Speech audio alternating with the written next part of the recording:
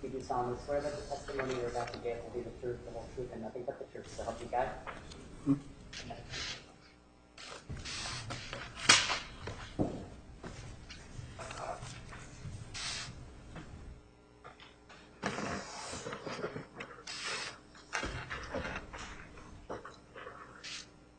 Can I have your name, sir?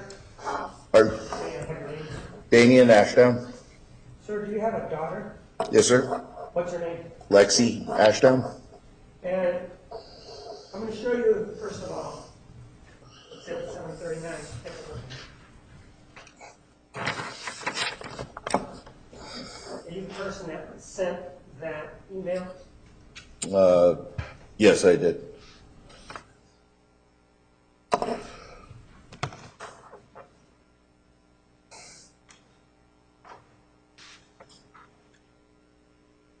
Back in April of 2007, was your daughter Lexi 9 years old? Yes, sir. And with regard to your daughter Lexi and this email about stop emailing my 9-year-old daughter, thanks, Damien Ashdown, what was it in response to?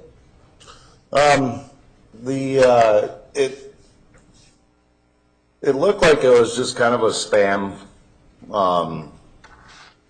brochure type thing. If somebody was interested in a network thing, something that had to do with what his company was providing or something, is the best I can recall. And in response to that, this is the email that you sent out. Yes. I don't have any other questions. Thank you. Cross-examination. Yes, Your Honor. Good morning, sir. Good morning. So referring you back to Exhibit 739, you say your daughter's name was Lexi, Yes, right? And is that the correct spelling of her name there? that is, sir. Okay. And sort of clarify, did you know Travis Alexander? No, I did not. Okay. In terms of your daughter, she had a email address, right? I don't know that to be true. That came up to my email address. Okay. So how he got my daughter's name is why I replied back to whoever sent that email. Because you were suspicious of how someone would have the name of your 9-year-old daughter? To be honest, yes. Okay. And in terms of her online activity, did she go online? I don't believe so. Okay. So you believe that whoever, the person who sent this email somehow knew your daughter not from online, but on a personal level? Not really. I Must have known her name somehow, right? somehow, but I mean, But you must have known her name somehow, right? somehow, yes. And you have no idea how. No. Thank you, sir. Any redirect. But the email that he sent to your daughter, whether or not he knew her, was a proposal to join some sort of business. Correct. I don't have anything else. Any questions from the jury for this witness? Thank you, sir. You may step down. Thank you. The state may call its next witness. The state calls Lonnie Dworkin.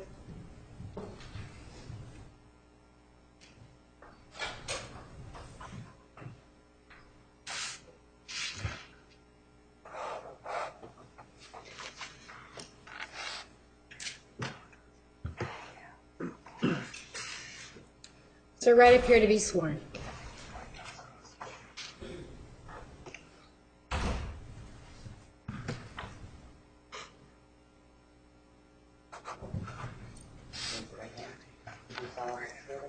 You're about to get will be the truth, the whole truth, and nothing but the truth. So help you God. I do.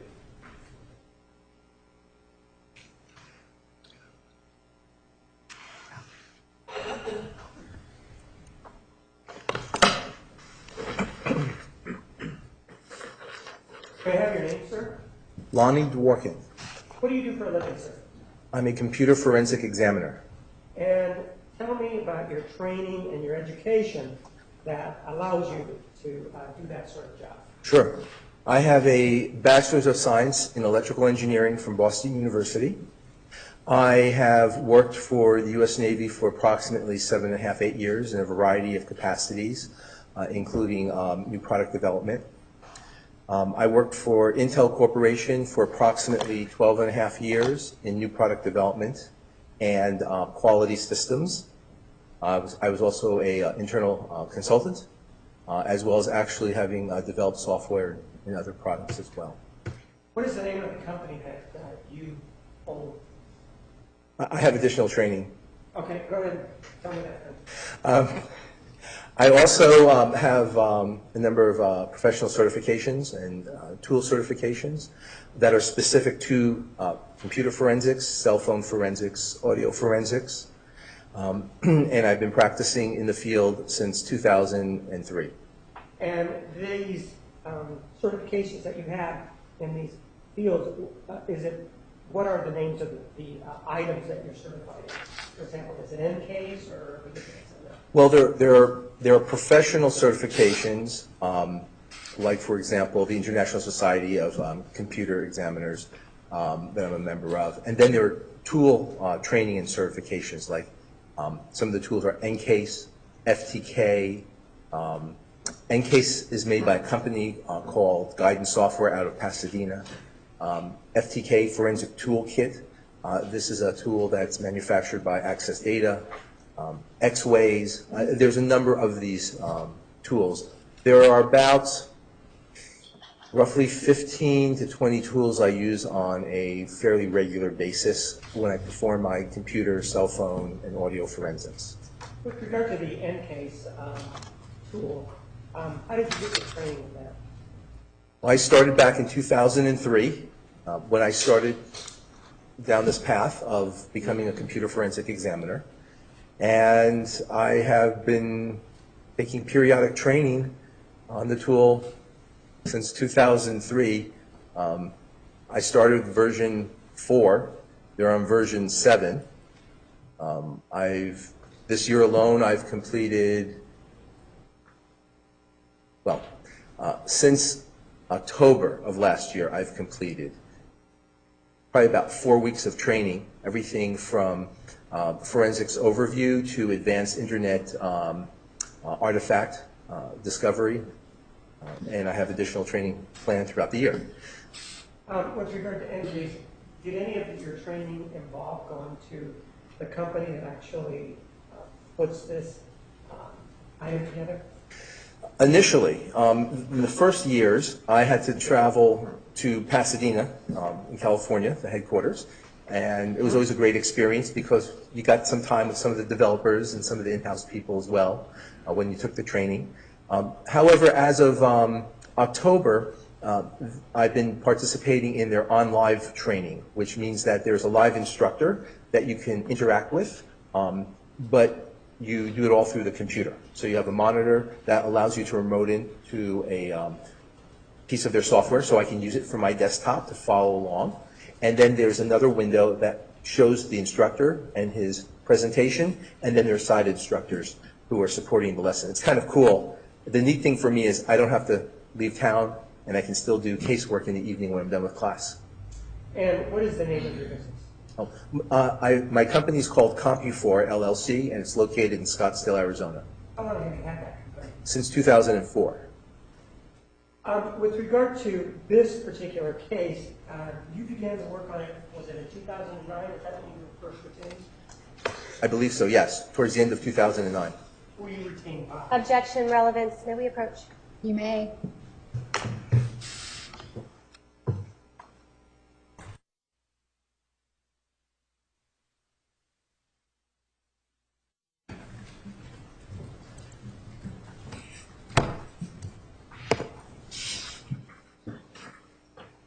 So you went to the Mesa Police Department in, yes or no, in December of 2009, correct? I don't recall if I actually I don't recall if I actually went there. Okay, well, let's do it this way. You either made a copy or received a copy of the hard drive from Travis Alexander's computer, correct? Yes, And that was in December of 2009, correct? correct.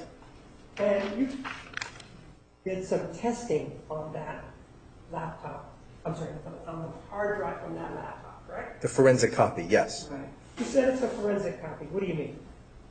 A forensic copy essentially is a exact copy of the original evidence. For example, it's an accepted practice in my field not to work from the original evidence, but to use specialized tools, software, and procedures that allows us to make an exact copy. We do this as a precaution so that, because when we use our tools against the copy, sometimes the hard drive is exercised and stressed, and we'd rather have a copy fail than the original. So we always work from a copy. That's one reason. Also, once you have a copy, you can make other exact duplicate copies. And when I say they're exact copies, they're down to exact copies down to the bit level. I could restore a copy to another hard drive, put it back in the system, and the system would have no idea I just changed hard drives on it. And what tool did you use to examine the hard drive from Mr. Alexander's computer? Part of the exam, and probably the bulk of the exam initially, it was probably NCASE. And that means that you may have used something else. What else did you have used? Well, at that time, and it's not so different now, I typically would use, depending on what kind of information I was trying to obtain or what the nature of my inspection was of the evidence, I would use NCASE, FTK, and if I was looking for internet activity, or I would probably use net analysis in that time frame. And in this, are you familiar with a tool called autopsy? Yes. Have you ever, in your work, used autopsy when you've done some forensic evaluation of a computer hard drive? I've never used it on a exam, a real exam. I've tinkered with it, but I've not vetted it to be able to use it in my environment. So I've never actually used it in a production mode. Why don't you use it, autopsy, in your environment? I learned early on in my forensic career that it was best to use peer-reviewed, court-accepted tools. And in Arizona, my experience, actually to date, has been I've not come across any of the opposing party, in this case would be law enforcement, using autopsy. I try to match the tool suites that they use and also add in a mix of other fairly popular court-accepted tools. This way I want to see if I use the same tools as law enforcement to see if I get the same results, and sometimes I'll use different tools that are also equally court-accepted to see if I still get the same results. Because if we do the same thing, we can't come up with the same results. It's not always a good thing. Okay. And in this particular case, as to that 2009 hard drive that you were working on, did you take a look to see whether or not the computer or the hard drive had been accessed on June 19, 2009?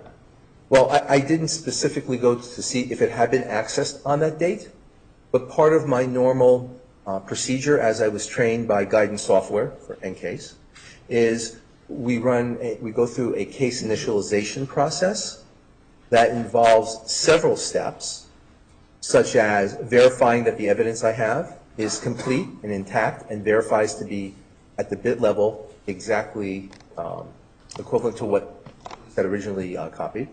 One of the steps is retrieving operating system information, last logon, install date, the operating system type, version, and so forth. So when I go through that process, I became aware that the computer had been accessed on that date. And what time was it accessed on June 19th of 2009? And do you have a document that shows you that? Yes, I have some notes. It was approximately 4 o'clock, I believe. Let me mark an exhibit. May we approach? May.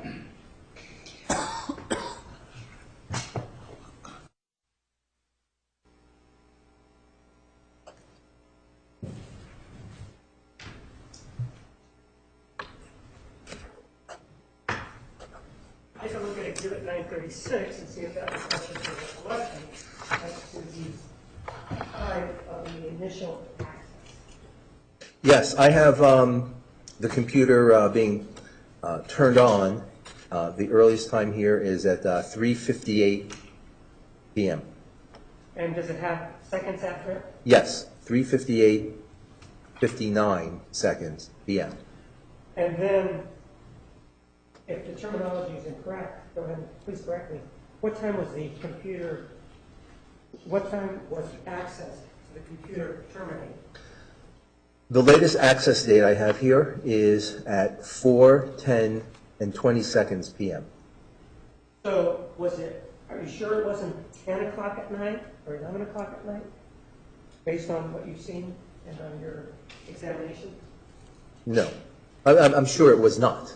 What's that? I'm sure when I say it's 4:10 and 19 p.m., I'm sure of this information. You're sure of that? Yes. Thank you.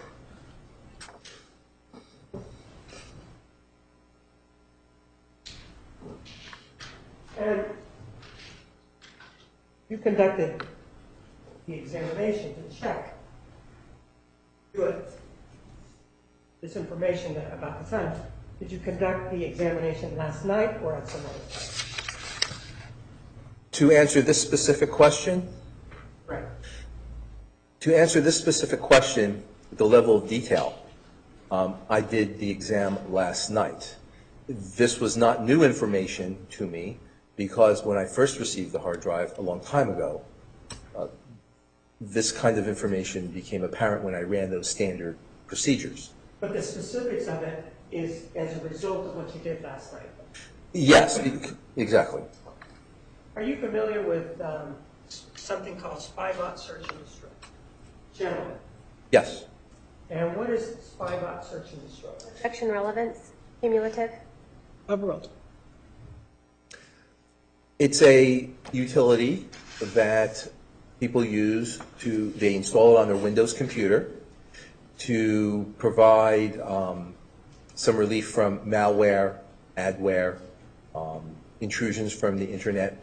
They have additional add-on packages to prevent what's called browser hijacking.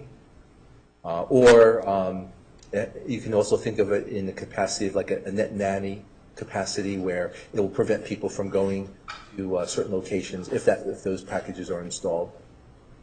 And how does it work in a computer? You have it, and you have this program.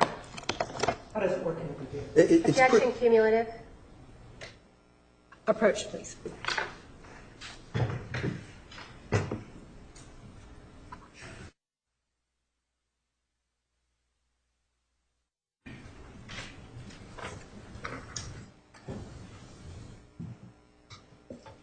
How does SpyBot search and destroy work?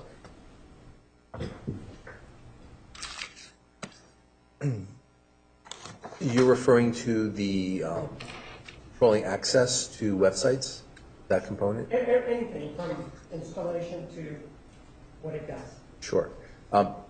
Essentially what it does is it installs a list of default websites that will, that the developers of SpyBot have determined are inappropriate or may need to be restricted. And so essentially when the user installs the SpyBot component for to control web browsing activity, to prevent the hijacking or the access, it creates a set of zones in the Windows operating system's registry. The registry is a big database where the computer, the operating system, in this case Windows, will record details about what it can do, what it's doing, what it's done, what programs have done, what the user's done, in various capacities. Without going into too much detail, getting specifically to SpyBot, it creates a list of these websites, and obviously, it's like being inoculated, actually. It's like an inoculation is the best way to think about it. When you go in, you're inoculated against a virus, they give you a little bit of that virus, so your body can prepare that if it comes across the full-blown virus, it can defend your body. Spybot essentially works the same way. They have a list of these websites that they want to inoculate your computer, prevent it from going to. So it has to actually give your computer the names of these websites.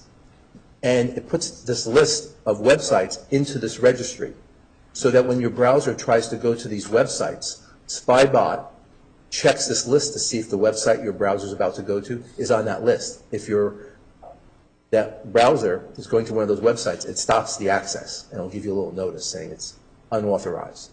And the list of websites it's a mix. It could be gambling websites, pornographic websites, dating websites, all sorts of websites. When it says that it's an unauthorized website, what does the user have to do? What happens? Does it pop up, or what happens? Well, the version that I've recently tested, they'll give you a little warning saying you've been blocked from this website, and it says right, and search and destroy will not let you go there. Okay. The user can go into the registry though, or through Spybot, and make changes to this list to allow you to go to these websites to work around it if it's too restrictive. But if the user doesn't do that, he is effectively blocked from going on these lists, this list of sites that is blocked by Spybot search and destroy. Objection leading. Overruled.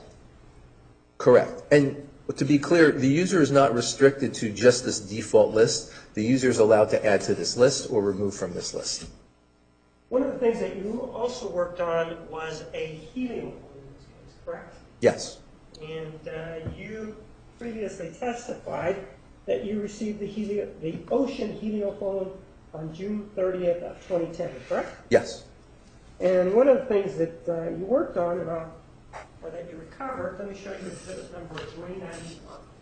Why don't you take a look at it, and then when I've done so, please let me know.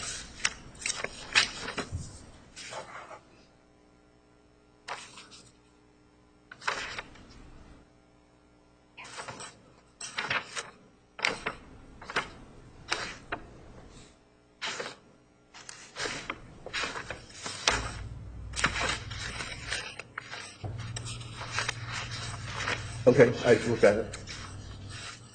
And you also previously testified that the telephone belonged to Jodi Arias, correct? Yes. Let me go ahead and have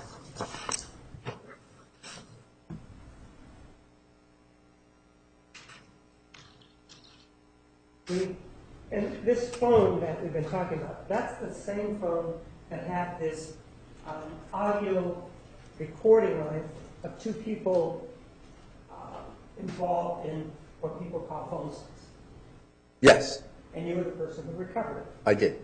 And you also recovered what's in Exhibit 391, correct? Yes. And one of the questions I have for you is, you see the time up here? Yes. 9:13.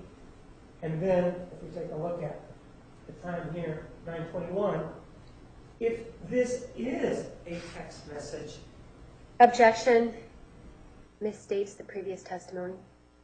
If this is. Finish your question. if this is a text message, can you explain how there's an 8-minute gap between the first entry, so to speak, and the last one? Objections overruled. You may answer. Well, it's not the same text message. It's multiple messages. So it could be multiple messages? Is that what you're saying? It appears to be, yes, because there's a message count in the upper right-hand corner. And so what you're saying is that whoever sent this text message stopped at PROGRE and then continued on and sent the other message. Progressive. Objection leading. Overruled. It would appear so. And then they broke up their words and then they sent the other text. What you're saying is that each one of these is an independent text message. It appears so because you have a date time stamp and you have a count. And that between, for example, this the text message this text message here that says 15 on it, between that text message and the other text message, there was a period of 3 minutes between the text messages. Appears so? Yes? And then between number 14 and number 13, there was a period of 3 minutes between text messages. Yes. And between number 13 and number 12, there was a period of 2 minutes. Right? Yes.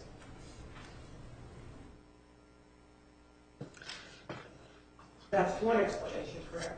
What's one explanation? These are text messages, correct? They Yeah. could be something else, right? Objection misstates the previous testimony. Overruled. You may answer. Yes, again, I've not studied the phone recently. And so, and usually when I take these screen captures, I'm interested in obtaining the data. Right. And I'm not so much concerned about the actual content itself at the time. So I've not really given that aspect much thought. Thank you. I have no other questions. Cross-examination.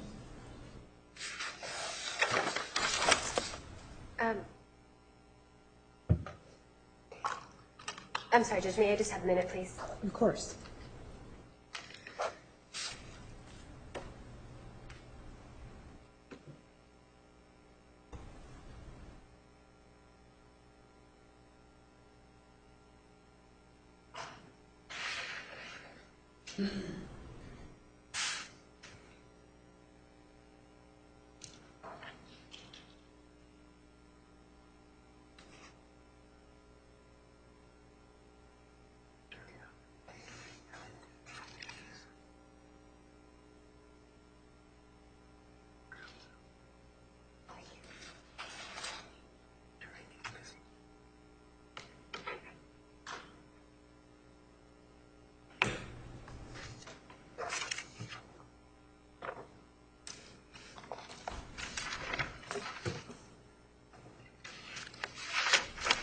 Good morning, Mr. Dworkin. Good morning. When we're talking about Exhibit 391, and you were shown the time at the top, May 2nd, 9:13, and then how there was different times for each screenshot, right? Correct. Actually, a bunch of them are 9:13. Yes. And then it starts to go into different times. Yes. The time, based on your information and your background and training and experience, the time that's listed here, this is the time that the phone is receiving this text message, right? Well, this doesn't show me if this is being received or sent. Okay. I can't tell from this display. Okay. So you know the top of it says Travis Alexander, Yes? right? And you know from your examination of the phone that this particular phone belonged to Miss Arias. Yes. Okay. So typically, based on your information, if the name appears Travis Alexander, that's usually who the person is receiving the text from. Yes, or perhaps it was sent to him. Or sent to him. Yes. Okay. One or the other. Yeah, I'm sorry, I just don't know in this Okay. instance. But in other words, it was either sent to Travis Alexander or it was received from Travis Alexander. Correct, and this is my experience tells me that usually when in this case, Travis Alexander, if his name is in the contact list, the phone will receive a phone number and will match the two together, and then it'll put the person's name here. If the person is not in the contact list, then oftentimes you might just see a phone number in place of the name. Okay, so the fact that we have a name up here, and based on your examination of the phone, that means that Travis Alexander's name or contact was in Miss Arias' phone. Correct. Okay.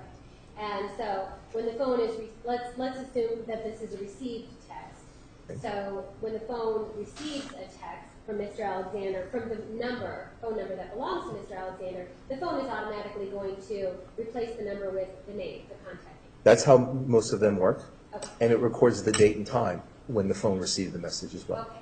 And the date and time when the phone receives the message, that's, in your experience, phones receive messages based on the service, the cell service, right? Correct. They could be delayed or they can be transmitted, received almost simultaneously. Okay, so sometimes we might send a text and the person we're sending it to might receive it just 30 seconds or a minute later. Yeah, the rule of thumb is generally 20 seconds, 40 seconds on the top end. But there are many factors that could affect transmission and reception of messages. Okay, and so if there's factors that are affecting the transmission and reception, would that slow the reception time? Absolutely. And so if it slows the reception time, then would you start to see times received later? Potentially, yes. Okay. And also, we don't know when, if this was a message received to the phone, we don't know if the other person had stopped. We see discontinuous text here. The breakup's kind of odd. We're assuming they sent it from another cell phone. Of course, you could send a text message from a computer. Okay. And you could copy and paste text into a computer and send it to a phone as a text message. So again, I have not examined this in great detail, so I couldn't give you any conclusive opinion. Okay. And in your experience back in 2008, with text messages, were there sometimes certain phones that would only accept a certain number of characters per text message? So that messages, if you wrote one big long message, it would actually be received in broken messages? Yes, typically 128 characters is standard for short messaging service or SMS text messaging. Okay. And so if that happens, then if one long text message is sent, it can be broken up into or received in different screenshots. Yes, or the recipient may be prevented from sending one long text message, so they may have to, I'm just going to suppose here, they might select a text, paste it in, part of it may get rejected, send that part of the message, then they'll have to go back and copy and paste in more of the message. Okay. It can happen any number of ways. Okay.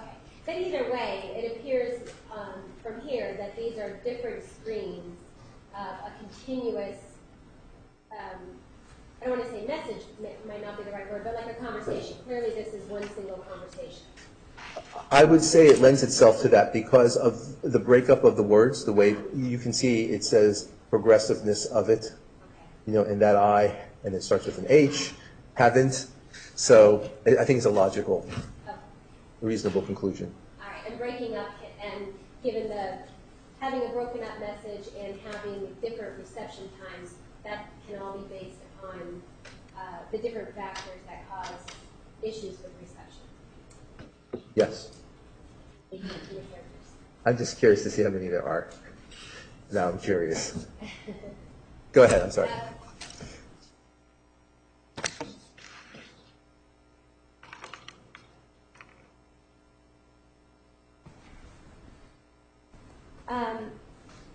You had told us that you previously testified in this case, right? Yes. And during that testimony, the tool that you were using at that time was NK6, version 6, is that right? Yes, I believe it would have been NCASE version 6 was the last tool I used on it. I'd have to go back in my records and see if I was using 5 or 6 at the beginning of the case. It was probably 6. Okay. But I also used other tools like net analysis and FTK. It just depended on what it was I was trying to address or learn. Well, and I should be specific. So now we're switching gears and we're going to talk about this Toshiba hard drive that belonged to Mr. Alexander. Okay. Okay. And did version 6 of NCASE, were there any issues or problems with it with regard to thumbnails? No, not particularly. In the training I received, we were made aware of how the tool works. This is part of using a tool. You don't just want to pick up a tool and start playing with it and using it in a production environment. It's very important to have at least some training with the tool. And so we were made aware of how the tool operates, how it runs scripts, how it interprets the registry, and we could go down to the bit level and actually do very detailed inspections and essentially manual analysis, if we wanted to, of evidence. One of the features of the tool is the ability to display images. I mean, like photographs, like JPEGs, maybe photos or drawings from websites, you know, like the banners, the little pretty buttons that you might click on and so forth.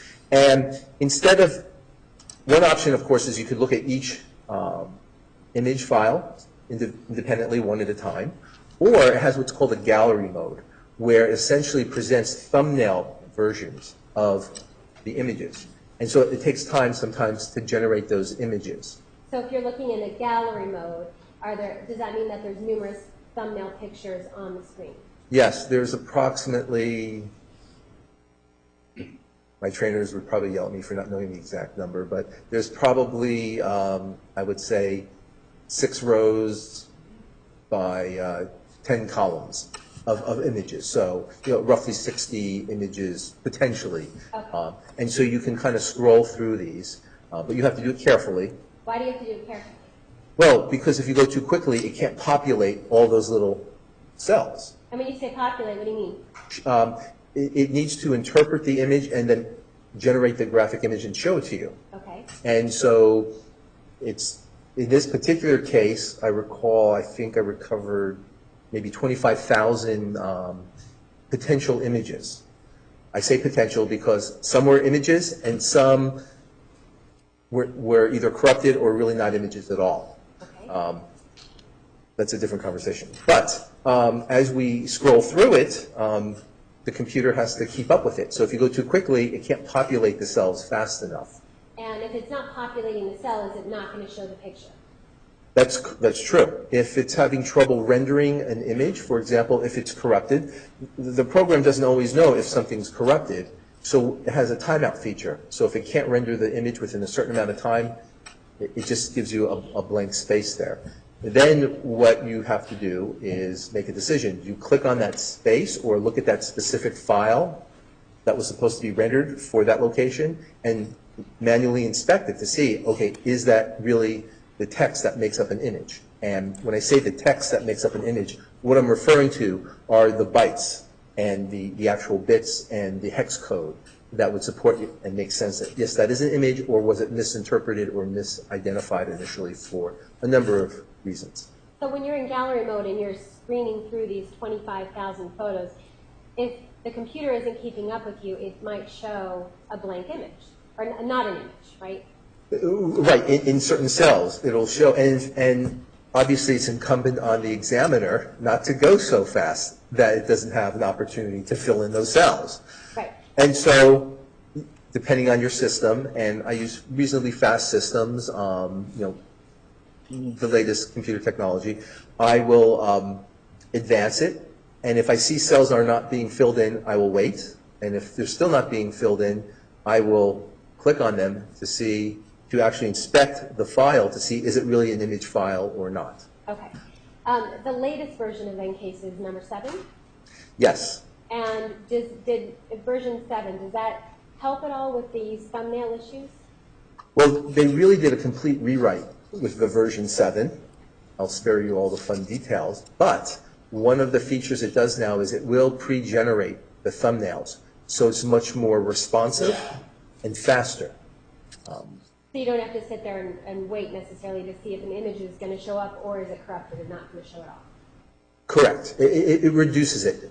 You still have to do that if you really want to be sure, but it's very different having to do that a few times versus many times when you're dealing with a large body of data. Right. So it helps prevent mistakes of assuming something's not there when it really was. Right. It reduces the likelihood of oversight. Okay. Now, you were telling us earlier that you use multiple different software tools. Yes. I think you said 15 to 20. Yes. And is it your opinion that it's good to use different tools for different tools? Yes. Why? Well, based on my training and experience as an engineer and a forensic examiner, it's always best to cross-validate your findings. If you go to the doctor and he gives you an opinion, oftentimes you may want to go get a second opinion so you can be confident in your status of your health. And so, too, with forensic exams, whether it's digital or biological, it's always good to double-check your work. And some tools are more efficient or more effective at displaying the same information differently. So it's not like it's different information. It's just showing it in a more effective manner. And are tools improving? Is software improving as years go by? Oh, absolutely. And they're also becoming more specialized. More specialized, you said? Yes, more specialized. And that's, for example, I mentioned earlier, I use net analysis, which is designed for aiding in recovering internet artifacts with respect to log files and so forth. Okay. I use that to supplement what NCASE and FTK does. They both have that capability as well, but I like the way that tool works better in terms of being able to search and organize information in its presentation. Have you worked with Internet Evidence Finder? Yes, Internet Evidence Finder is a tool I picked up probably within the last year, and that's become one of my favorite tools. Why is it one of your favorite tools?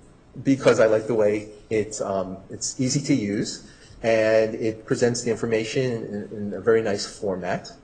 When I find information, so I'll use that oftentimes side by side with FTK or NCASE. Okay. And if I have a finding that I think is notable that I want to cross-validate, I can go to NCASE and actually go look at the bit level if I need to verify content there. All right. And did you have did you end up ever running IEF or Internet Evidence Finder on this Toshiba hard drive that belonged to Mr. Alexander? I did that recently, very recently. Recently. When did you do it? I did it just a few days ago. Okay. And why is that you just did it a few days ago? Because I was called to come back and testify. Okay. And I have been out of the loop. I have not actually looked at this case since I last testified. And I wanted to be prepared, and I didn't have any material yet or information, and I did something I don't normally do. I went to the internet to find my deposition. Okay. But based on information based on wanting to be prepared, did you end up a few days using IEF? Yes, I came across information that made me curious that motivated me to use IEF. Okay. And when you did, was one of the things that Internet Evidence Finder does is give you a list of web video fragments? It can, yes. Okay. And is that something that it did for you? Yes. And were you able to scroll through different web video fragments? Yes. And web video fragments, what does that mean? What are those? So on the internet, there are different types of file formats that are supported on web pages. And so with respect to video file formats, they could either be Windows-based, like AVI type files, or maybe QuickTime, like MOV type files. These are file extensions I'm referring to, like Microsoft Office in Word, they have .doc, or Excel is XLS. So too with videos, you have different extensions. And in this case, it found Flash video files, or FLV file fragments, in the deleted space or unallocated space. Okay. And so the word fragment, meaning it's not the computer was not able to put all the artifacts back together to make one whole video? Correct. Okay. But this IEF, as a newer tool, it was able to put some of the artifacts together to create a fragment. To the extent that they were there, I mean, we're also assuming there was an entire video there. It's also possible that maybe partial video was downloaded. Okay. So maybe there was only a partial video to recover. All right. So I don't know. All right. I'm showing you exhibit number 934.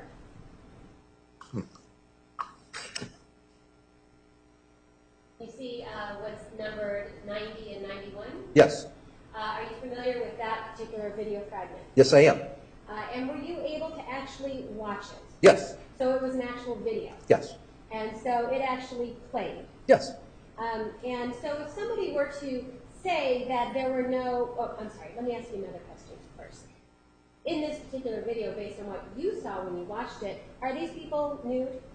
Yes, And are they partaking in sexual activity? it appears so. It's very apparent, isn't it? Yes, it is. Okay.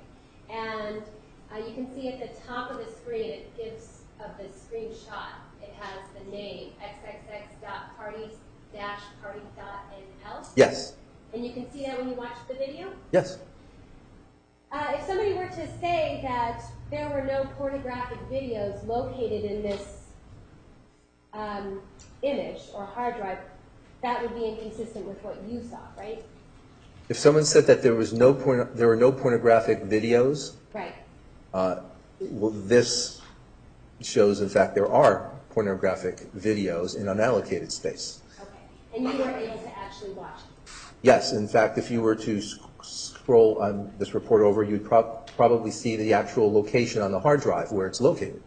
Okay, so let's do that. So here we Oh. have a time, right? Yes, So that's the playing time of the video, isn't it? correct. 1 minute, 21 seconds. And go a little bit more. And then, Physical sector. So that physical sector, if I was to take EnCase and go manually to that physical sector, and we use a technique called sweeping, where we'll click on the first byte of that sector and we sweep across, we can manually select the bytes that make up that video and export them and watch the video, which is what this tool actually did for us. okay. And this tool, as you told us, is somewhat of a newer tool. Well, it's newer to me. I've noticed law enforcement starting to use it about a year or so ago, and so it looked like a great tool, and I recently attended a conference and a training session on it. So yes, I purchased it. Okay. And this newer tool was able to grab these artifacts in this physical sector and put them together in a form that makes sense for the humans to view as a video. Yes, this made it easier. That's not to say it could not theoretically have been done in Right. EnCase, and I've done those things with EnCase in the past, but because of the usability of the tool, it just made it much easier to go perform this kind of analysis as opposed to having to craft a more manual process through EnCase at the time. And as tools get even more sophisticated in years to come, is it possible that more artifacts could be found on the very same drive? Yes, yes. For example, as I described a few minutes ago, I said we could go to that physical location on the hard drive. I can sweep my mouse across, collect the bits, dump them out, create a video file that I could watch. And this is what the tool actually did for me in an automated fashion. One of the ways that, the key way that works is the data has to be what we call contiguous, not just merely continuous. They have to actually be, the bits have to be aligned next to each other. And that's why there's multiple fragments. Some are longer and some are shorter. And that's, You're talking about how there's two different, it's showing us that there's two different videos, but it's really the same video. right, if you see the packet count, see, 2,408, right? Uh-huh. So what that's saying is it was able to find contiguous data that supported that video for the first one, and then it found additional contiguous video to play the second one. And then there were other videos above there that it found contiguous. It's conceivable, and I haven't really studied the video, so I don't really know the answer to this, but it's possible that if we combine these two together, we might have a longer movie that's more complete. Okay. And so, but apparently, or it appears that the data was not contiguous, there was a break. But maybe the next version of the tool, it'll be more intelligent. It'll go, okay, there's some aspect of the first video that matches some aspect of the second video, like time codes or some other registration information. That will allow it to try to combine it and then show you the video in its entirety. That's just an example. I'm not saying that's something that would happen. Right, but as an example, basically we don't know how the software is going to improve in the future such that what we might find in the future. That's true. Yes. Something that we're examining today. Correct. I mean, it would have been nice to have this several years ago. Correct. The other thing that with IEF, did you also find photos? Yes. And with regard to photos, were any of those photos that you found pornographic in nature or nude photos? Yes. And do you recall about how many you saw? I want to say around 6 to 10. Okay. And I have to qualify that because it's possible some of those images may not have been pornographic. And I say this because you've seen some of the racy ads by some of the advertisers, some of the clothing companies. Right. It's conceivable that maybe one or two of these could fall into that category, or one could be like album art that I'm unfamiliar with. But some of them clearly were pornographic. Okay. And is that something that IEF gives you a list of all these photos and then you have to review the photos, or how is it that you find these pornographic photos? Well, IEF bucketizes or groups the data it finds into different categories. It'll say these are recovered video fragments, these are recovered photos, versus photos it just finds that are still in active space. So it kind of organizes it that way. And then it also organizes other information from internet artifacts, like these are cookies from the Internet Explorer, these are cookies from Firefox, and so forth. Okay. And so were you then looking through these photos? Yes, I manually looked through those photos and I selected the ones I thought were notable. In other words, that were pornographic. And did you have a copy of those? Or were you not prepared to bring that today? I brought a copy just because I had no idea what to expect today. Okay, and that's not something the state asked you to do? No one's asked me to do that. Okay. Do you have a copy with you? On my laptop, yeah, in the virtual session. Okay. Are you going to want to look at them? Well, let me do this first. Here's my approach. You may. There's something that's in evidence as exhibit 19. I'll see some of the photos that you saw. I remember this one, yes. Yes. Maybe this last one, I just never, I may not have really focused on it.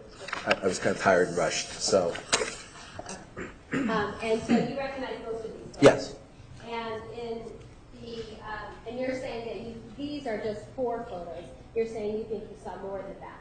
I think I may have, yeah. Okay. And that's based on your own review?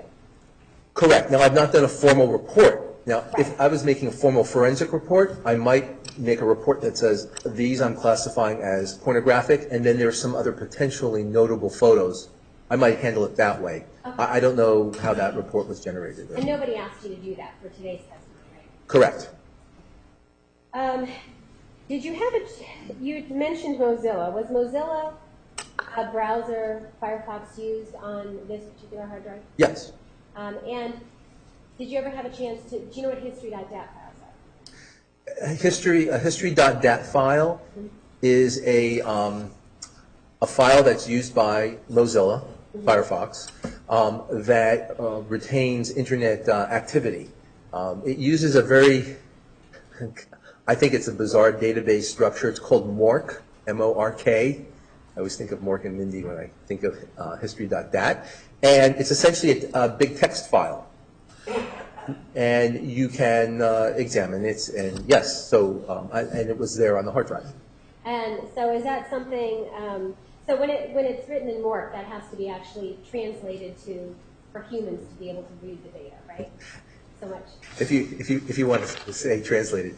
It's actually all in plain text. You can use a Excel or a Notepad on your Windows machine to read the file. The thing that makes it a little challenging is that it intersperses a certain code. It's a 000 code, so it's kind of annoying to read. So Encase actually has a little script that I can manually run to strip out the little zeros, and it'll export just the good stuff for me, you know, the readable text. And then I can then manually go through it and search it as you would any kind of Word doc. And did you do that at all with regard to your review of this Toshiba? I did very recently, yes. Very recently. What is it that you found? Well, I found a lot of different things. Did you find any evidence of visitation to porn sites? I found references to porn sites. Okay. I'm kind of answering your question in a somewhat vague manner, or not direct, because I didn't study the context. In the history.dat file, even though it's plain text, so you could see something that would say www.youporn.com. So you could see that, and there would be other information after it. But there's also a date-time code, but it's not in readable format. You couldn't read it and go, oh, that says June 6, 2009. What this says, and I'm not saying I did see one on that date, I'm just throwing that out as an example. What it shows you is the Unix second count since since 1900. So the number you would see is a very long number. It'd be like 10 digits long, and you'd see a sequential set of numbers. I have a little decoder that will interpret that for me, so I have to copy and paste it into the decoder. And I did that as a sampling. And I saw some dates were from 2008 at different times of different months. So I was curious to see how good a job IEF had done. So I went back to IEF, and I went back to NCASE, the new version 7, and I was doing a little research. This is how I learned. And I wanted to see the dates that I was decoding, were they in the same time frames as what IEF was showing me in NCASE? And they were. They were just a basic Unix time. But there's more information about what I was reading. It's not enough just simply to say www.youporn.com. That could be the path or reference to a cached file on the computer. That means maybe that links to a button or a banner ad or something. Or that could have been a typed URL, something someone had typed on or clicked. Or it could have been a leaked record or a redirect. So I don't know what the context was. Okay, so you didn't have enough time to go through and actually give the context to it. That's a whole full-blown analysis, and I've not done that. But in the little bit of time that you had to take a look at it, did you were able to then see this evidence of visitation to, you said YouPorn. Is YouPorn one of the ones you saw? Yes. No, I will tell you, I did see banner ads with respect to YouPorn, and I think there was another one, Adult Finder maybe. Adult Friend Finder? Yes, I think that was there. As were... Did you see Pornhub.com? Possibly. I mean, again, I was really curious, Right. but I wasn't really doing a full analysis. Right. I also looked for searches that were performed. Okay. So when you perform... Oh, sorry. Go ahead. So searches, what searches? Oh, well, when you do searches on the internet, there's a specific text. Depending on the browser you're using, the search engine, and so forth, there's a certain phrase. It's pretty simple. Usually it'll be like the letter Q equals, or it'll say query equals, and then whatever was being searched for. And so you'll see, so if you're searching for my name, Lonnie Dworkin, and you found it in the history, you would see Lonnie, and then you would see Q equals Lonnie plus Dworkin, and then it'll say it's in English and some other stuff.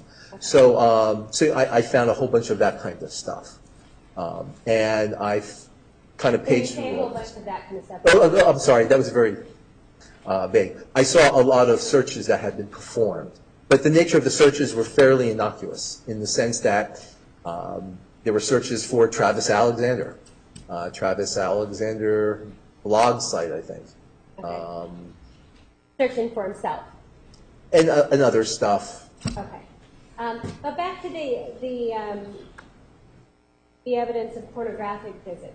That's something that occurred with Mozilla, right? Firefox. With Firefox, that's correct. That's where that evidence is found on the history.dat. Correct. Okay. And the history.dat, to be clear, that is in a completely, fully separate place from where Spybot downloads its block list. Yes, yes. One has nothing to do with the other in that context. One has nothing to do with the other. Correct. Right? So there's no way that you can get confused that this Spybot block list has anything to do with the history of visitation to porn sites. Well, from history.dat. From a logging and location information, that's correct. However, Spybot supports Firefox and Mozilla. So when you have this block list, it will also, you can also block Mozilla as well. So, but the content's in different locations. Right, well, that's what the question is. So the contents, what we're talking about, you were asked questions about Spybot and how it downloads these block lists, or these lists that prevents a user from going to certain sites. Correct. Right? When it downloads that list, that's in a completely different spot from the history.dat. That's installed in the registry, that is correct. Okay. And so there's no way to confuse when you're talking about the history from Mozilla Firefox and where a user went on the internet from the history. There's no way to confuse that with the block list from Spybot. Correct. All right, thank you. Redirect. So with regard to the exhibit involving the, so one of the things that you told us is exhibit number 391. One of the things that you told us was that there was a name there, Travis Alexander, that somehow that corresponded to a number, right? Usually, yes. When this telephone or any telephone comes from the factory, is it preset with a name? No. So, for example, this phone, when it came from the factory, didn't have Travis Alexander preset into it, right? Objection leading. Overruled. I would be surprised if it did. No, I'm sure it did not. And this preset name can be changed, right? Objection relevance leading. Overruled. Give me answer. Can be changed? Vague. Objection vague, Judge. Approach, please.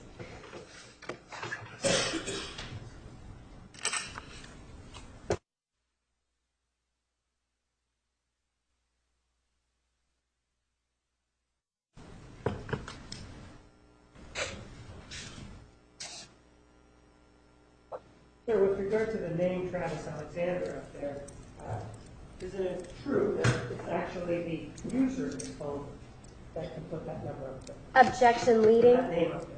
Leading. Overruled. Give me answer.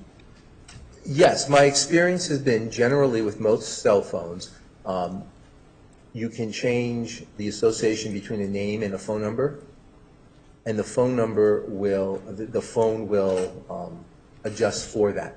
However, I don't know, I've not tested this phone, and I don't know its specific behavior with this specific feature. The report that you were shown, which is Exhibit 930, which included Exhibit 934, which included the images that you were shown. Do you remember this? Yes, Do you know who prepared this report? I do not. Do you know that you didn't prepare it though, right? I did not. And in terms of the photographs that were involved, this is a report of the photographs, which is Exhibit 930. You know who prepared that report? 930. This No. is the one that involves the photographs. Oh, let's see. No, I've not prepared that report. You know who prepared it? I did not.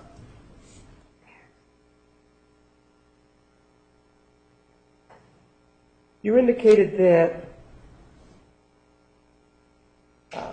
you looked at these photographs and you found these that you considered to be pornographic photographs. You said, but I did that on my own, I think is the way you said it, right?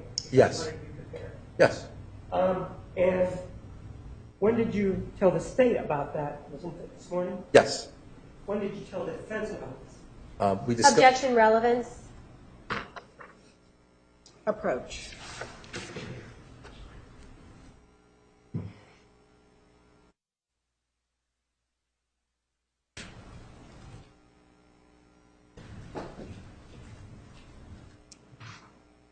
Sir, it's yes or no. Before you testify, you informed both sides of what you had done with regard to your search involving the photographs. Yes, sir.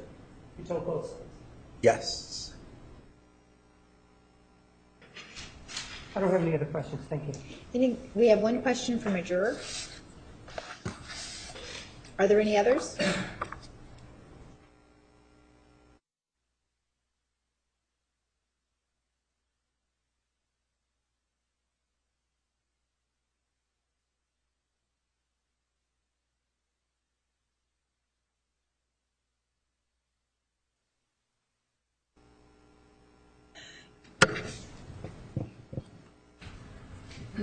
All right, ladies and gentlemen.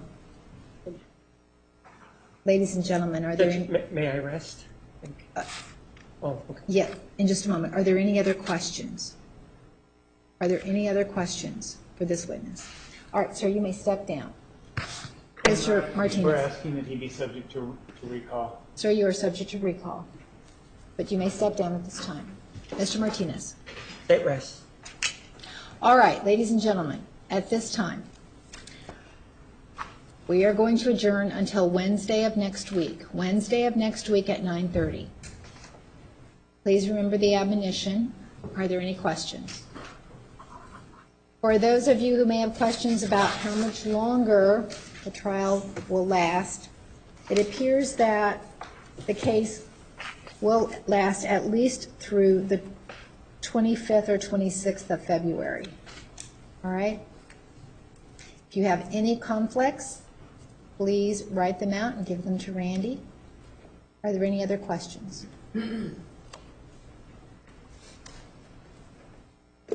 All right, we'll see you next Wednesday at 9:30. All rise.